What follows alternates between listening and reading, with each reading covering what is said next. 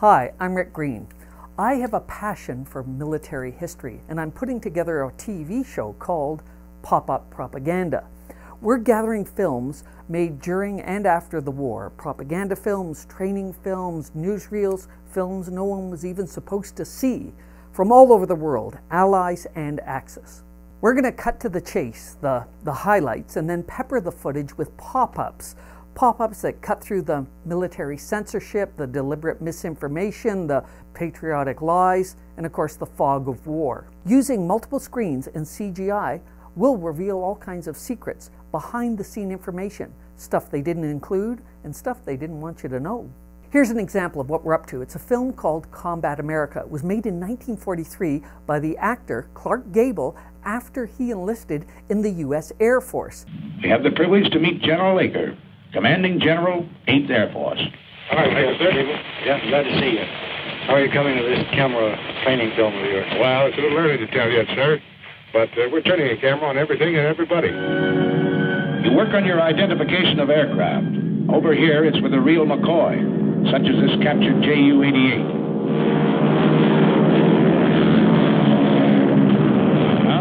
There it is, everything up forward, punched under the nose. But the Canadian pilot says it's a sweet flying ship.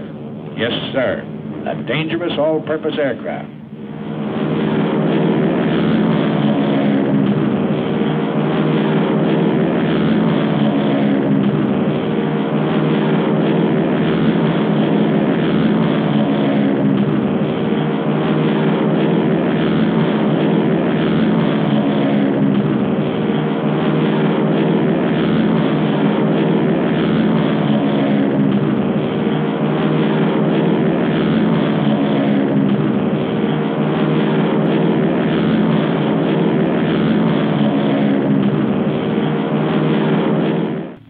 Or the Heinkel 111K. Here, he's a bad hombre, but he makes good airplanes, gentlemen. These will be a happy sight in days to come. Your fighter escort, that big barrel nose job, circled in white, your own American P-47, the Thunderbolt, side by side with a graceful spit. These are what you don't shoot at. Electrically heated suits. The Air Corps dresses for every occasion. Yes, everything has to be right, brother. Check everything. Every strap tight. Every buckle set. Everything understood. You get into your flak suit. Mighty heavy material, but it wears well, the man says. A thermos of hot coffee. The joker who brings it says it'll help keep you awake. Each half hour of Pop-Up Propaganda explores a different aspect of the war, and it features highlights from numerous films. That often creates some very interesting contrasts. For example, in 1942, the message is, "Why these Japs are our enemies and must be put to death." And in 1946, the message is, "Why these poor Japanese people need help rebuilding their country that somehow got flattened." Here's Peter Provenzale. Remember him? Artist navigator. Today he got a 20 millimeter through the leg.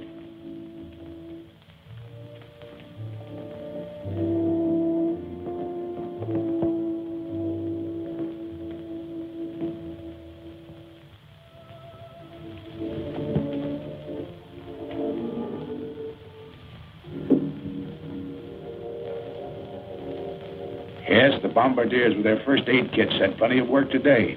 Crawling back through the bomb bays, trying to keep a steady hand in the rough going.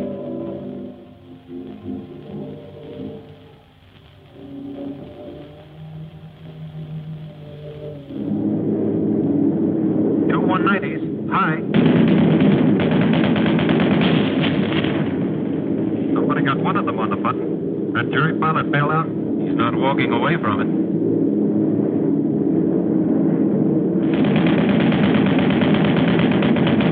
Another 17 hit. And again, you have to close the gap in the formation.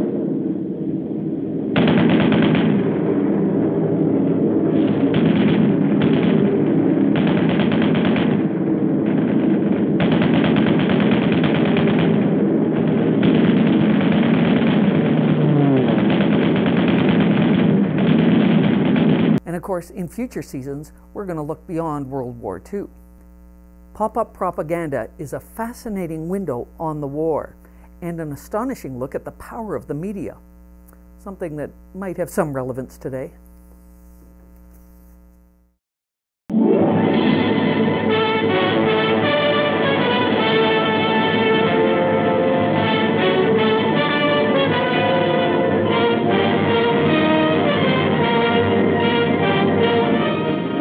Picks out its MPI in the dock area.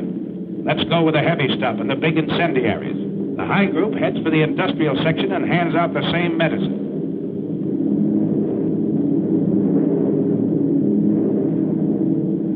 A nice pattern, Bombardier. Good deal.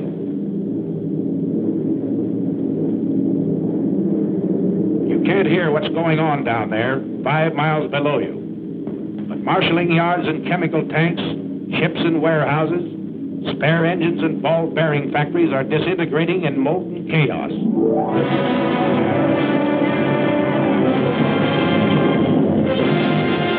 As the bomb bay doors close, take a last look at the target area. The smoke from its burning debris rises 16,000 feet into the air.